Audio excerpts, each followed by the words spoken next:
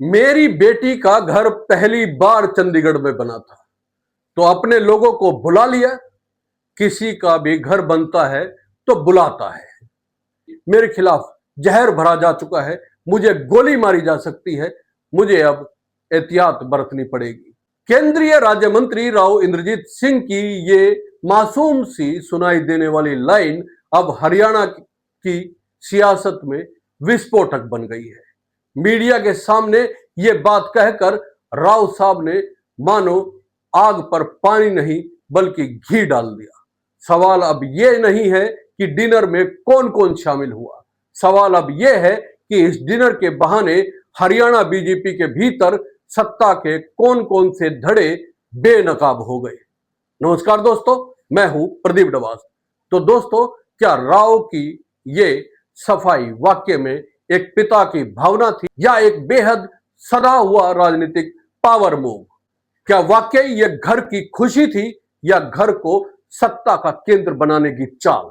क्या राव साहब अब हरियाणा बीजेपी में एक समानांतर सत्ता केंद्र खड़ा कर रहे हैं, यानी कि पैरेलल पावर स्टेशन, और वो भी सीएम नायब सिंह सैनी को दरकिनार करके? क्या यह सिर्फ एक डिनर था या एक चुनौती? क्या विधायकों को आमंत्रित करना आतिथ्य था या एक मैसेज? क्या अपने लोगों को बुला लिया कि बात दरअसल एक सियासी कुनबा दिखाने का तरीका था? क्या इस डिनर डिप्लोमेसी के पीछे एक सत्ता रणनीति थी जिसमें दक्षिण हरियाणा की ताकत और राव की पकड़ को पार्टी नेतृत्व के सामने खुलकर परोसा गया? और सबसे बड़ा सवाल यह है दोस्तों कि अगर यह सब कुछ सामान्य था तो फिर पार्टी के विधायक अगले ही दिन मुख्यमंत्री हाउस जाकर सफाई क्यों दे रहे थे? क्या भाजपा के भीतर अब डिनर के मेन्यू से ज्यादा अहम सवाल यह बन गया है कि किसके साथ बैठा गया? क्या चंडीगढ़ के सरकारी बंगले में बने इस नए घर को राव साहब ने महज एक निवास तक सीमित रखा या अब ये बंगला हरियाणा की सत्ता में एक नए ध्रुव का काम करेगा या ध्रुव का संकेत बन चुका है? सवालों की फहरिस्त लंबी है, जवाबों की जरूरत उससे कहीं ज्यादा गंभीर, क्योंकि यह मामला अब सिर्फ एक डिनर का नहीं, बीजेपी के भीतर नेतृत्व, निष्ठा और नायब सैनी की सत्ता के वास्तविक वजूद का है। दोस्तों, राव इंद्रजीत सिंह की यह सफाई जितनी सहज सुनाई देती है उतनी ही उलझी हुई साबित हुई। चंडीगढ़ में आयोजित एक डिनर जिसमें उनकी बेटी मंत्री आरती राव ने दक्षिण हरियाणा के विधायकों को बुलाया, अब हरियाणा की सियासत के सबसे बड़े विवाद का केंद्र बन गया है। पर सवाल यह है कि क्या यह वाकई डिनर था या एक पॉलिटिकल स्टेटमेंट? क्या वाकई ये घर की खुशी बांटने का आयोजन था या पार्टी के भीतर एक वर्ग को इकट्ठा कर अपनी ताकत दिखाने की सोची समझी रणनीति?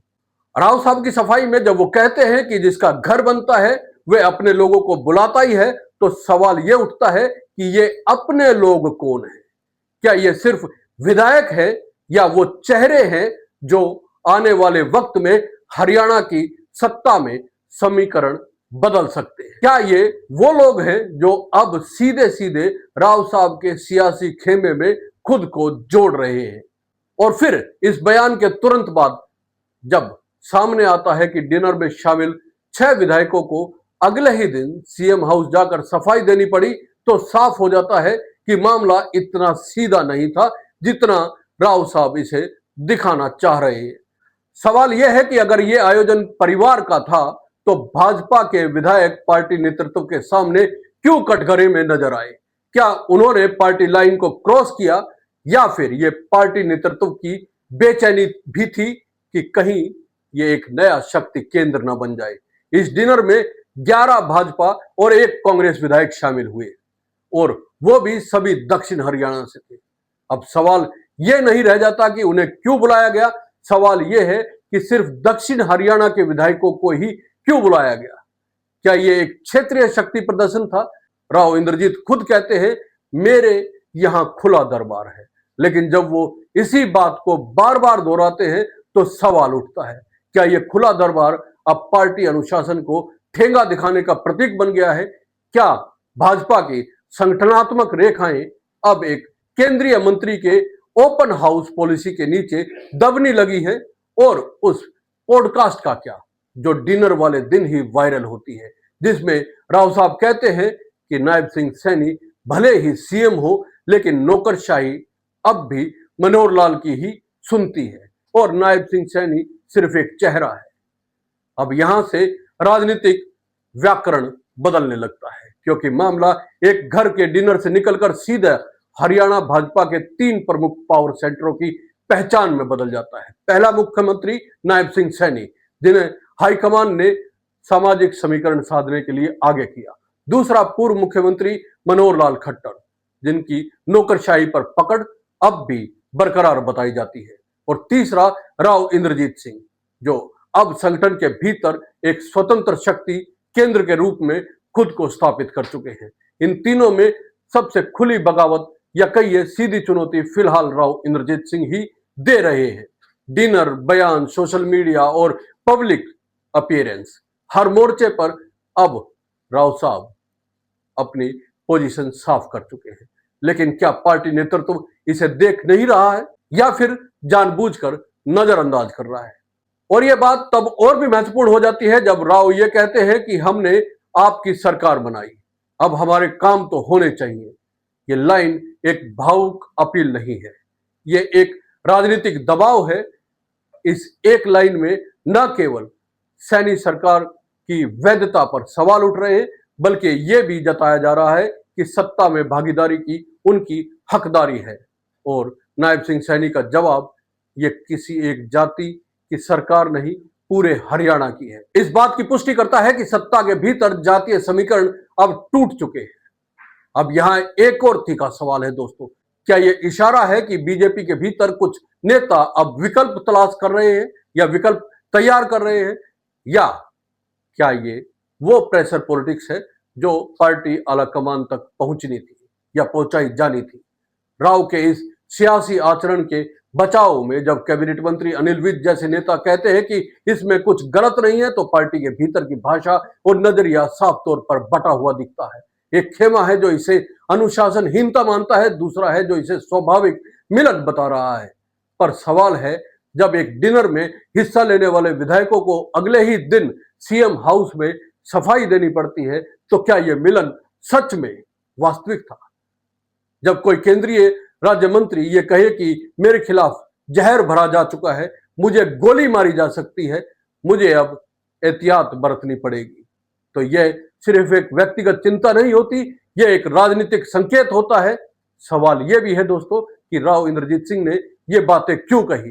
क्या उन्हें वाकई अपनी जान का खतरा है, या ये बयान पार्टी के भीतर एक भावनात्मक दबाव बनाने का तरीका? क्या वो अब यह जानना चाह रहे हैं कि हरियाणा बीजेपी में कुछ नेता इतने बौखला गए हैं कि वे राजनीतिक असहमति को निजी दुश्मनी में बदल सकते हैं? राव ने यह बयान तब दिया जब डिनर के बाद उन्हें लगातार घेरा जा रहा था, सोशल मीडिया पर, विपक्ष की ओर से और भीतर से भी। उन्होंने कहा कि मुझसे हारे लोगों के मन में इस कदर जहर है कि वो मुझे गोली भी मरवा सकते हैं। सवाल उठता है दोस्तों, ये हारे हुए लोग कौन हैं? क्या ये संकेत विपक्ष की ओर है या उसी पार्टी के भीतर नेताओं की ओर जिनसे राव की गुप्त सियासी भिड़ंत चल रही है? इस बयान के पीछे दो परतें साफ दिखाई देती है। पहली, मैं असुरक्षित हूं क्योंकि मैं लोकप्रिय हूं, और दूसरी, मेरे खिलाफ षड्यंत्र रचा जा रहा है क्योंकि मैं अलग लाइन ले लेता हूं। दोनों बातें मिलाकर राव को शिकार के रूप में पेश करती है और संभवतः उनकी रणनीति का हिस्सा भी है, ताकि जनता और हाईकमान के बीच में वे टारगेटेड नेता की छवि उभार सके। अब बात करते हैं आरती राव की। हरियाणा की राजनीति में पहली बार विधायक बनी और तुरंत मंत्री पद भी पा लिया। आरती राव मुख्यमंत्री नायब सिंह सैनी की गुड बुक में बताई जाती है, लेकिन क्या यह डिनर उनके राजनीतिक करियर के लिए एक झटका बन सकता है? क्या उन्हें इस बात का अंदाजा था कि उनके घर में रखा गया डिनर इतना बड़ा विवाद बन जाएगा? दरअसल आरती राव के नाम पर इस आयोजन को घरेलू बताया गया, लेकिन जिन विधायकों को बुलाया गया वो कोई पारिवारिक मेहमान नहीं, वे एक राजनीतिक चेहरे थे, क्षेत्रीय प्रतिनिधि थे, सत्ता समीकरण का हिस्सा थे। क्या इस कार्यक्रम में पार्टी की मंजूरी थी? अगर नहीं, तो फिर क्या ये पार्टी अनुशासन के विरुद्ध एक सोची समझी सियासी एक्टिविटी थी? अब सवाल हरियाणा भाजपा की केंद्र सरकार में बैठी मंत्रियों से भी आता है। जब कृष्णपाल गुर्जर, राव नरबीर, सुभाष बराला जैसे नेता सार्वजनिक रूप से बयान जारी करने लगे कि पार्टी एकजुट है, सरकार मजबूत है, तो साफ हो जाता है कि पार्टी को कहीं ना कहीं संघर्ष का आभास हो चुका है। जब कोई संगठन जोर जोर से एकता का राग अलापने लगे तो समझ लीजिए कि दरारें गहरी हो चुकी है। अब बात करते हैं नायब सिंह सैनी की, हरियाणा के मुख्यमंत्री।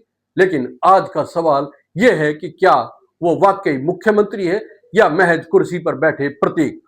जब उनके नेतृत्व में डिनर में शामिल विधायक खुद को स्पष्ट करने मुख्यमंत्री आवास जाते हैं, लेकिन डिनर के आयोजक राव इंद्रजीत सिंह कहते हैं कि मैं जैसा चलता आया हूं वैसे ही चलूंगा, इस तरह की बात करके पूरी पार्टी लाइन को चुनौती दे रहे हैं, तो फिर सवाल सीधा नायब सिंह सैनी की ताकत और पकड़ पर उठता है। क्या वो सिर्फ एक संक्रमणकालीन चेहरा है जिन्हें जातीय संतुलन साधने के लिए आगे किया गया है, लेकिन असली सत्ता अब भी कहीं और है? या फिर क्या उन्हें कमजोर करने की रणनीति उन्हीं के अपने ही मंत्रिमंडल में संचालित हो रही है?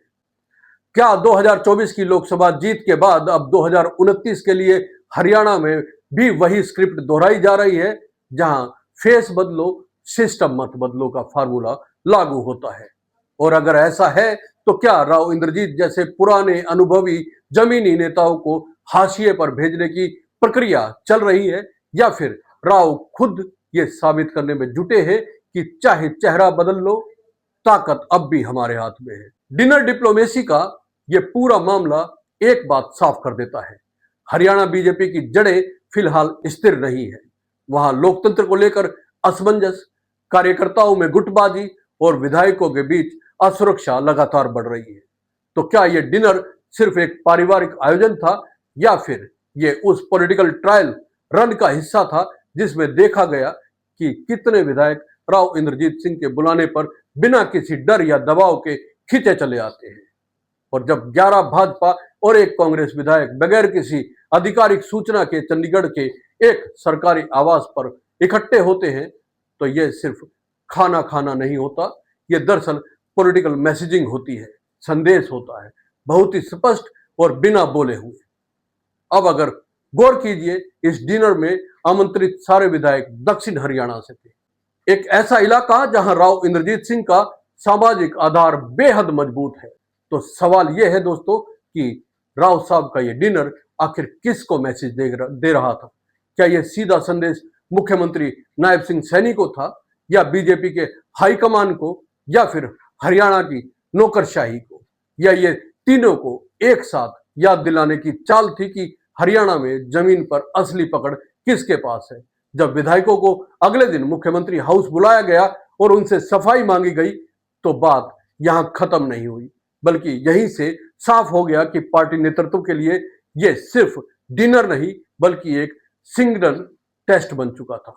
और यह बात भी महत्वपूर्ण है कि किसी भी विधायक ने डिनर में शामिल होने से इनकार नहीं किया, बल्कि सबने यही कहा कि हमें बुलाया गया था, हम गए, इसमें क्या गलत है? लेकिन उसी के तुरंत बाद सभी को सीएम हाउस में हाजिरी देनी पड़ी।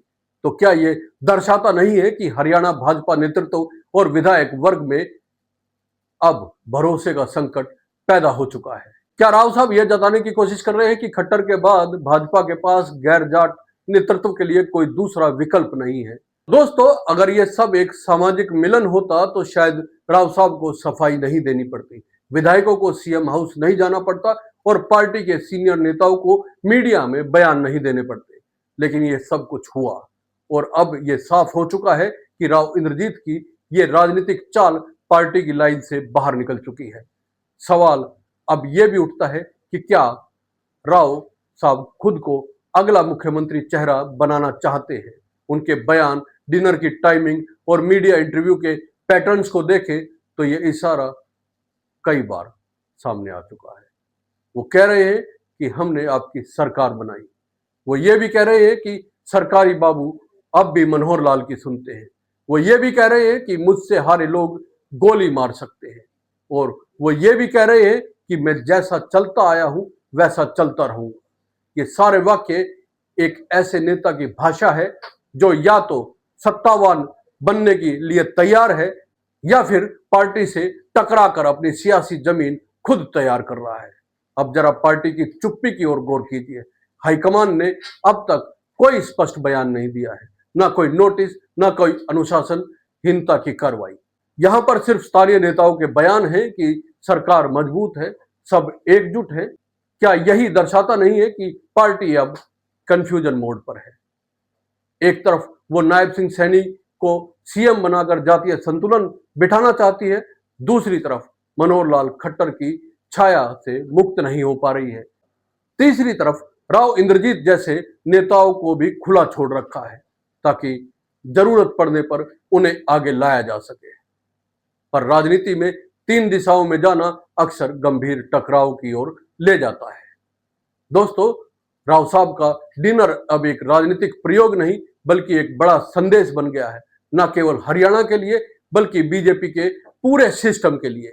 अगर पार्टी इस संदेश को नहीं समझती है तो आने वाले चुनाव में उसे न केवल क्षेत्रीय नाराजगी झेलनी पड़ेगी बल्कि जातीय असंतुलन और गुटबाजी का भी सामना करना होगा। राव इंद्रजीत सिंह हरियाणा की राजनीति का कोई साधारण नाम नहीं है। वह सिर्फ केंद्रीय राज्य मंत्री नहीं है बल्कि एक ऐसा चेहरा है जिनके पीछे राजनीतिक विरासत, अहिरवाल का समर्थन और अफसरशाही से नजदीकी संबंध की पूरी बुनियाद खड़ी है। उनके पिता राव बीरेंद्र सिंह हरियाणा के मुख्यमंत्री रहे।